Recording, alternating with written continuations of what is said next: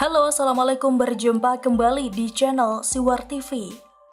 SBY dan JK kompak nakut-nakuti publik, akankah ada bencana politik? Ditulis oleh Alifur Rahman. Melihat kelakuan JK hari ini setelah tidak menjadi wakil presiden, sungguh miris sekali.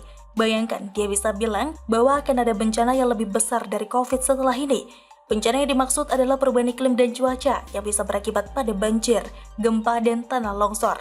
Jujur saya bingung, bukankah bencana alam itu sudah terjadi sejak puluhan tahun lalu?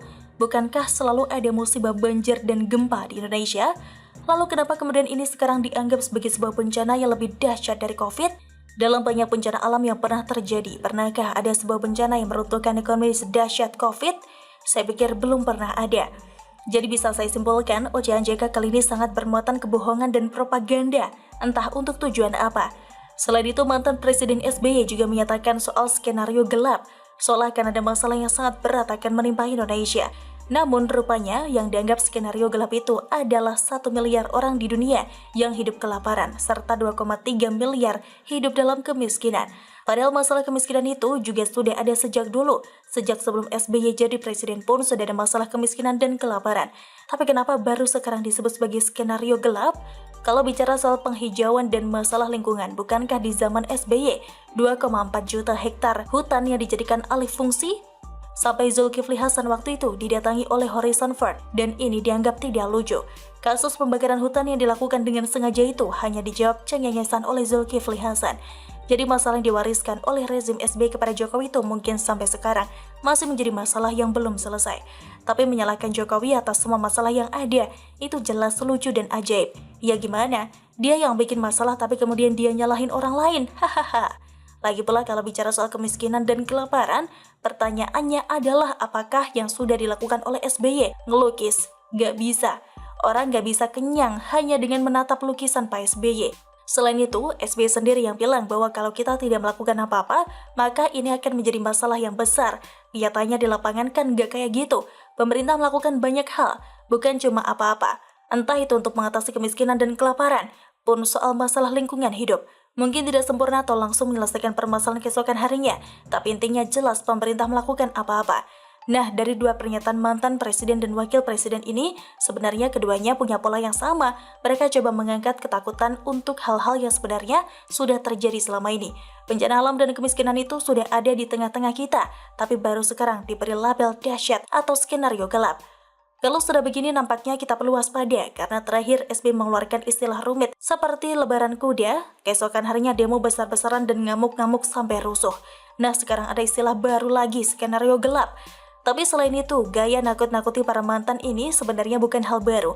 Gatot Nurmantio sebagai mantan Panglima TNI juga punya dagangan ketakutan, tapi namanya PKI. Sementara Prabowo yang mantan prajurit suka nakut-nakuti dengan Indonesia bubar. Pada intinya semua para mantan ini punya dagangan ketakutan yang bervariasi. Entah apakah ini memang sudah menjadi SOP mantan, seperti mantan-mantan kalian yang juga suka nakut-nakuti. Ataukah ini adalah cara terbaik untuk mencari perhatian?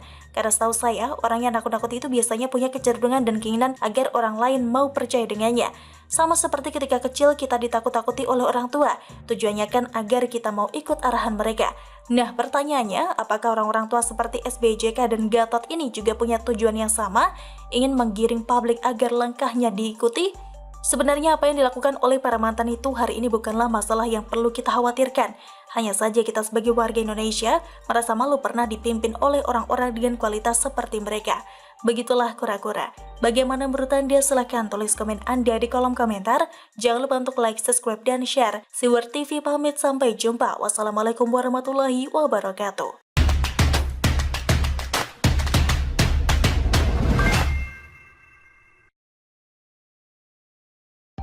Halo, Assalamualaikum, berjumpa kembali di channel Siwar TV. Wow, Gerindra 1000% dukung Prabowo, bakal ada capres tua versus muda nih, ditulis oleh Anto Cahaya.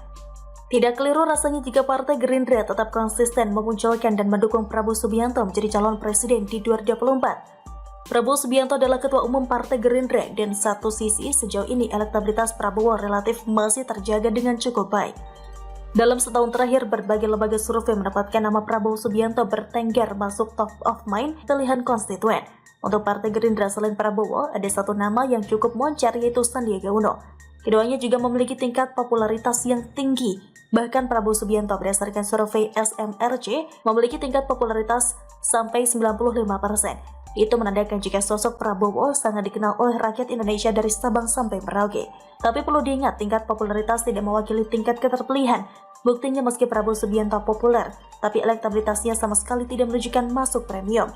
Jika popularitasnya sangat tinggi, hal ini dapat dimaklumi mengingat Prabowo Subianto sudah berkali-kali menjadi kontestan pemilihan presiden, dimulai dari tahun 2009 sebagai calon wakil presiden mendampingi Megawati Soekarno Putri melawan Susilo Bambang Yudhoyono, dan kemudian berturut-turut tahun 2014 dan tahun 2019 melawan Jokowi. Dengan demikian, usaha percobaan Prabowo Subianto sudah 3 kali pemilu. Jika tahun 2024 yang bersangkutan kembali maju, maka ini usaha yang keempat kalinya. Lantas bagaimana kira-kira kans Prabowo Subianto di pemilihan presiden 2024 yang dinaungi nuansa Satria Wira dalam mitologi Jawa ini? Semua dari kita sudah barang tentu bebas memberikan opini dan memberikan asumsi majunya Prabowo Subianto yang secara tersurat maupun tersirat sudah disampaikan oleh para elit Gerindra tersebut. Sekarang sedikit kita berpikir dengan logika. Perhelatan pemilihan presiden 2024 jika dihitung mundur dan sesuai jadwal, maka ketemu angka kurang lebih 3 tahun lagi. Akan tetapi Partai Gerindra secara terang benderang telah memberikan sinyal majunya Prabowo Subianto sebagai calon presiden. Maka dengan demikian Partai Gerindra seperti memberi isyarat kepada partai lain yang ingin berkoalisi untuk tidak coba-coba membuat sosok lain sebagai capres. Maka dengan kata lain, partai koalisi cukup sodorkan nama untuk menjadi calon wakil presiden, dan nampaknya itu sudah harga net, tidak bisa ditawar lagi. Jika demikian, apakah drama pada tahun 2019 yang telah lalu akan terulang kembali ketika di detik-detik akhir Prabowo saat itu kemudian menggandeng Sandiaga Uno? Mengingat secara elektabilitas Sandiaga Uno juga tidak jelek-jelek amat. Maka dengan demikian, Sandiaga Uno dipandang sebagai magnet untuk menggandeng kelompok milenial dan Gen Z yang pada tahun 2024 diperkirakan kuasai suara pemilih hingga 60%. Sebab kelompok generasi tersebut dinilai potensial menjadi basis elektoral. Dan jika hal tersebut kembali terjadi, maka sangat kecil kans Prabowo Subianto memenangi pertarungan. Percobaan keempatnya bakal gagal total, pasalnya tidak menutup kemungkinan akan ada polarisasi tua versus muda. Sebab biasanya yang condong dilihat capres bukan cawapres. Ini jelas sebuah stigma yang dapat menghantam Prabowo Subianto yang sudah berusia 73 tahun. Sedikit flashback pada tahun 2015, komposisi di atas terbukti secara nasional suara Gerindra sama sekali tidak signifikan, kendati nomor 2 di bawah PDIP. Saat itu, suara nasional Gerindra, suara sah 17.594.839 suara dengan persentase 12,57%. Sedangkan PDIP suara sah 27.053.961 dengan persentase 19,33%.